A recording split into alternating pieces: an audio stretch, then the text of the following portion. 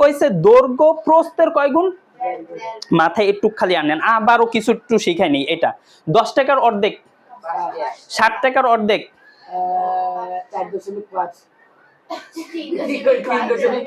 5 টাকার অর্ধেক, 3 টাকার অর্ধেক। বুঝতে পারছেন? এখন আসি 1.5 গুণ কইছে। অপশন টেস্ট আছে কি প্রস্থ কইছে, প্রস্থের থেকে 1.5 গুণ কিন্তু অয় হইব, প্রস্থের থেকে 1.5 গুণ কি হইব, দৈর্ঘ্য হইব। এখন আসি অপশন টেস্ট। প্রস্থ পাইছে 20, অর থেকে 1.5 গুণ মানে অয় হইব, তার সাথে আরো অর্ধেক বাড়বো, তাহলে এই কথা বুঝেন।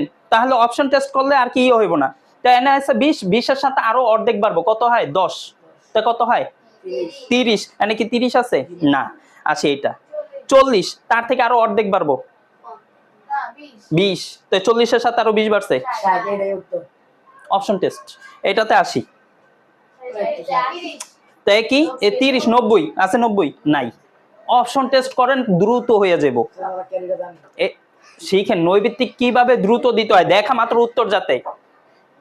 আচ্ছা এনে কইছে পার সহ পুকুরের ক্ষেত্রফল, তাই পার বাড়ছে, তাহলে এটার সাথে 6 বাড়তাছে, তাই 66, এটার সাথে 6 বাড়তাছে, তাই 46, তাই এইটা তো হবে গুণ করে। আপনারা দেখেন 46 আর 46 আর কত 66, দেখেন উত্তর আছে কিনা।